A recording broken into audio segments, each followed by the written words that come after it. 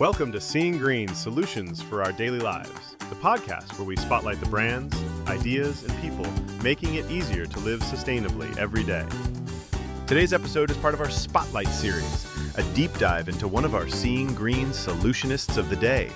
And now, today's solution. Welcome, everyone, to episode 43 of the Seeing Green podcast. Today's deep dive is part of our Seeing Green Spotlight series.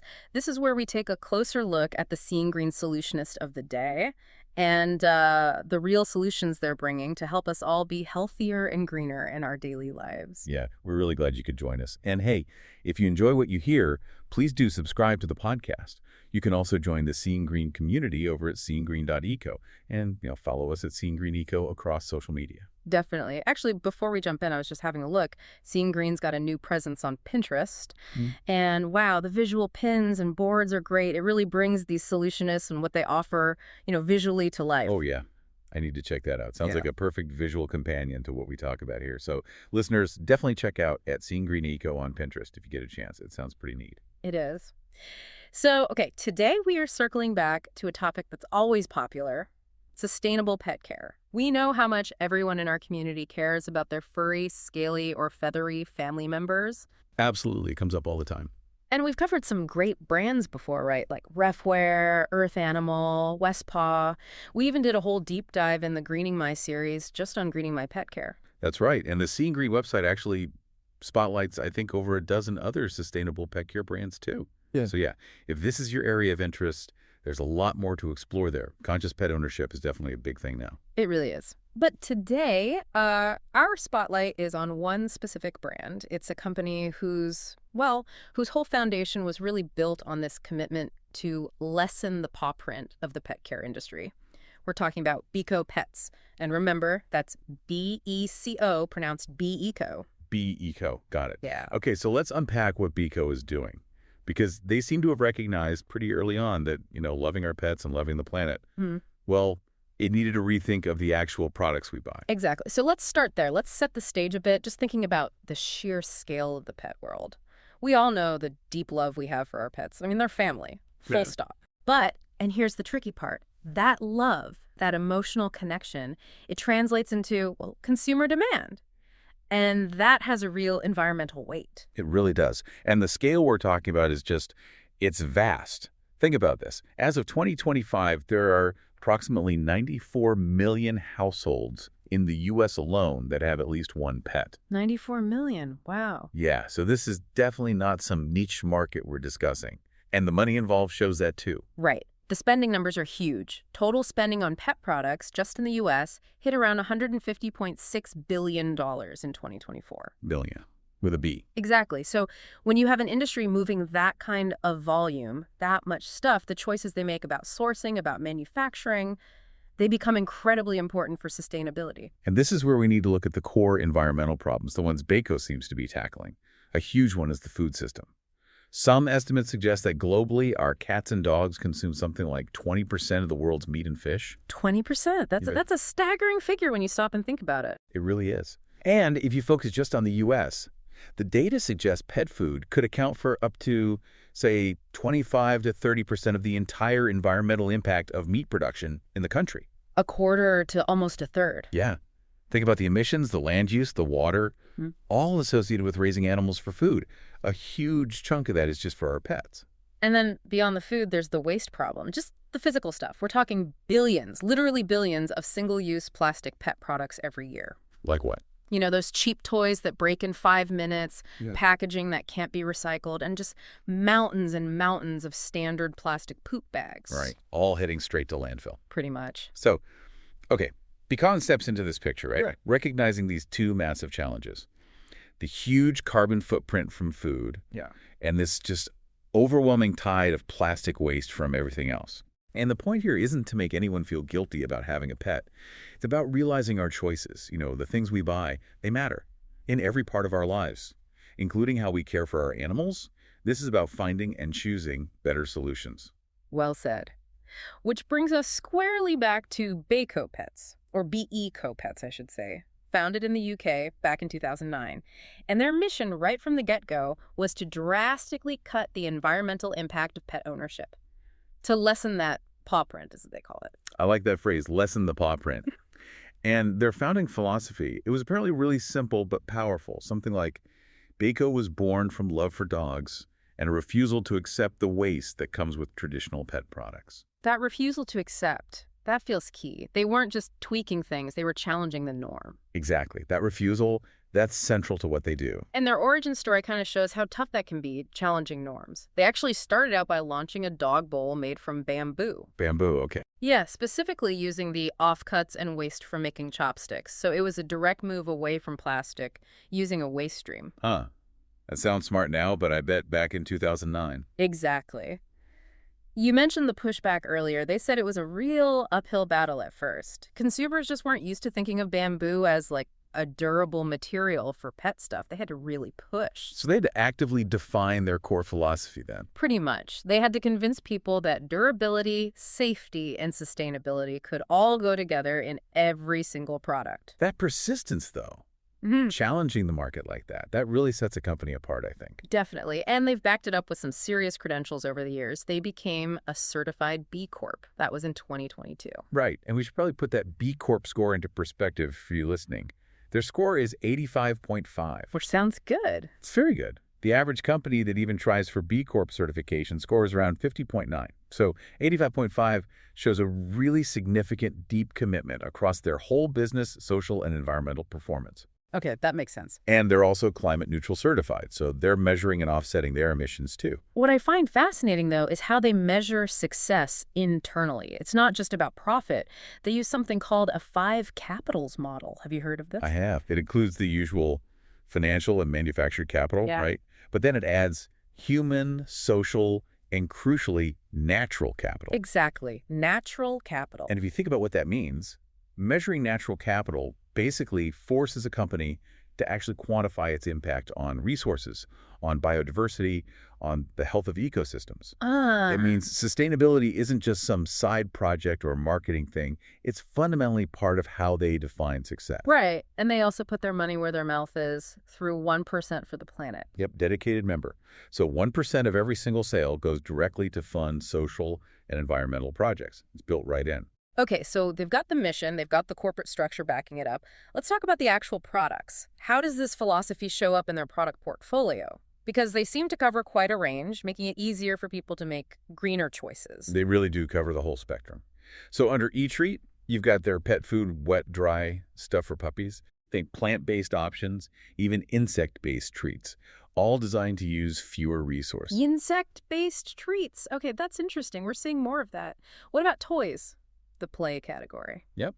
They have toys made from natural rubber, softer toys, plush characters too. And the key thing here is they're really designed for longevity, not to be disposable. Right. Fighting that throwaway culture. Okay, what about the less glamorous side? Poop. Yes. A major waste issue, as we said. So they tackle that with options like home-compostable bags. Oh, good. And bags made from recycled plastic too, plus dispensers and things. And then the last category, Live Clean.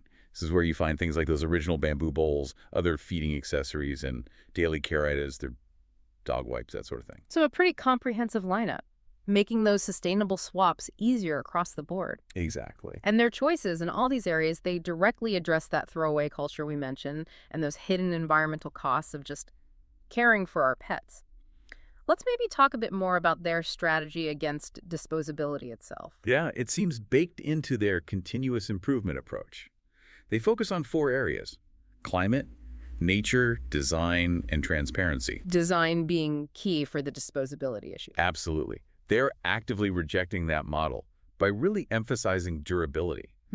Like when you hear about a soft toy that's double-stitched, maybe has triple layers, that's not just for toughness. That's become consciously pushing back against the cheap, falls apart in a day standard. It's like sustainability disguised as quality, which is probably the smartest way to get people on board. Totally agree. It hits that sweet spot. Okay, so let's really unpack the specific solutions now. What makes Beco, or Beco, a solutionist? Let's look at the materials and practices, maybe starting with food, since that's where the emissions problem is often biggest. Right. Food first. This is where their focus on ethical and responsible sourcing really comes through.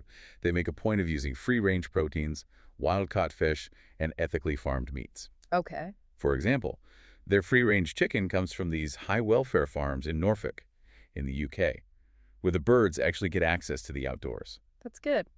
But you mentioned something earlier about novel proteins. That seemed like a big strategic move. It really is. This directly tackles the huge carbon footprint of common meats, like beef and lamb. Beco uses wild boar, and the source material actually specifies that wild boar is 82% lighter in emissions compared to those common alternatives. 82%, just from swapping one ingredient. Yeah, an 82% reduction. In an industry where meat consumption drives so much climate impact, that is, well, it's monumental. It's not just marketing fluff. It's a structural choice to genuinely lower the carbon load of their food. And it also helps normalize using these different kinds of proteins, which we probably need more of. Definitely. They also use responsibly sourced, wild-caught, fish-caught, and haddock, things like that. Okay. But it's not just the sourcing, right? You said the formulation itself is strategic. Correct. Their recipes are generally designed to be about half meat and half vegetable. Oh, okay. And that's a conscious decision, again, to reduce the overall carbon footprint compared to those really high-meat commercial foods you often see. Sustainability is literally baked into the nutritional balance. Got it. Okay, let's shift to accessories then. The turning waste to wonder part. How are they diverting waste from landfill, say, with their soft toys? Well, their soft toys use materials like recycled cotton and RP. RPT, that's recycled plastic bottles, right? Exactly. Recycled polyester, made from plastic bottles. It's a really clear example of circularity taking waste and making something new. And they actually put a number on it, don't they? Makes it more concrete. They do. Up to 15 discarded plastic bottles are recycled to create the material for just one of their toys. 15 bottles per toy. That really helps you visualize the impact, giving waste a proper second life. Totally. And for their tougher, more durable toys, they lean on things like sustainably harvested natural rubber. Also hemp, which is great. It's fast-growing, low-impact fiber. Plus recycled cotton again, and even rice husk ash. Rice husk ash. Interesting. Yeah. The point is, every material seems chosen not just because it's tough, but because it has the lowest possible environmental impact they can find for that purpose. Right. Durability plus low impact. Okay, now, the unavoidable topic. Pet waste. The plastic bag problem everyone sees every day. What are their solutions there? They offer a couple of industry-leading options. First, for people who compost at home, they have certified home-compostable bags. Okay, that's a great option if you can do it. For sure. And then for their standard bags, they've made a really significant leap. They used to be, I think, 40% recycled plastic, but now they're made from 100% post-consumer recycled plastic. 100%. That's huge, considering just how many of those bags get used globally every single day. Massive difference. Absolutely. And it's not just the bags themselves. Their transparency extends right to the shelf. All their product packaging across the whole line is plastic-free and recyclable. Nice. That's a big commitment. It is. Okay, so we've covered food, toys, waste. What about the company itself? Their own business practices and corporate responsibility? How do they walk the talk? This is where you see that commitment to natural and human capital playing out internally. How so? Well, for starters, their own headquarters runs on 100% renewable energy. Really? How? They use solar panels and an air source heat pump. Their goal was fossil fuel-free operations at HQ. Impressive. And even their sales team uses a hybrid vehicle fleet to cut down on transport emissions. Okay, tangible steps. What about transparency? They seem pretty radical on that front. They actually publicly report their carbon footprint. In 2023, it was 2,086 tons of CO2 equivalent. Now, that number needs context year over year, but just the act of publishing it shows real accountability. They're committed to tracking and reducing it. That takes guts. And their 1% for the plant membership, that translates into real-world conservation work, right? Investing in biodiversity. Exactly. This is where their natural capital model hits the ground. For instance, they've partnered with a group called Sea Wilding to help restore vital seagrass meadows up in Scotland. Oh, cool. Seagrass is so important. Hugely important. And they also work with the Sumatran Orangutan Society, SOS. They've planted over 2,500 trees through that partnership, helping protect critically endangered species and their habitats. It shows their commitment goes way beyond just their own products. That's really good to hear. And they support community initiatives, too. Yeah, seems quite robust. They actively support an organization called Dogs on the Streets. They've donated thousands of meals, tens of thousands of poop bags, over 1,000 toys, basically helping support the pets of people experiencing homelessness. That's fantastic. And they also partner with groups like Trash Free Trails, organizing cleanups in parks and wild spaces. So it's this really holistic commitment then, from, the wild boar in the dog food bowl. All the way to seagrass restoration in the ocean. Yeah, that seems to define their approach. Beco, or B-E-E-Co, really helps us as pet owners participate in these crucial climate solutions, and without having to sacrifice quality or safety or just the sheer joy we get from our animals. Exactly. They're a great reminder that sustainability, it isn't about achieving some impossible perfection overnight. It's more about making better, more conscious choices every day, choices we can actually feel good about. Yeah, leveraging our spending to support the companies that are actively trying to find those better ways. And, thinking back to where they started, that initial struggle, trying to convince people to buy a bamboo bowl, it shows how much inertia they had to overcome. So maybe the provocative thought for you listening at home is this. How can we take that same conviction Beco had right at the beginning, that determination to choose the sustainable, the durable option, even when it was harder, and apply it to other parts of our lives, especially when the mainstream market hasn't quite caught up yet? Because that conviction feels like the real shift we need. That's a great point to ponder.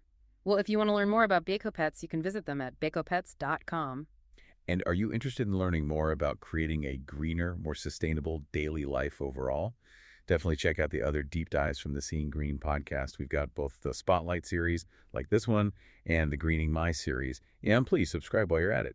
You can also join the Seeing Green community.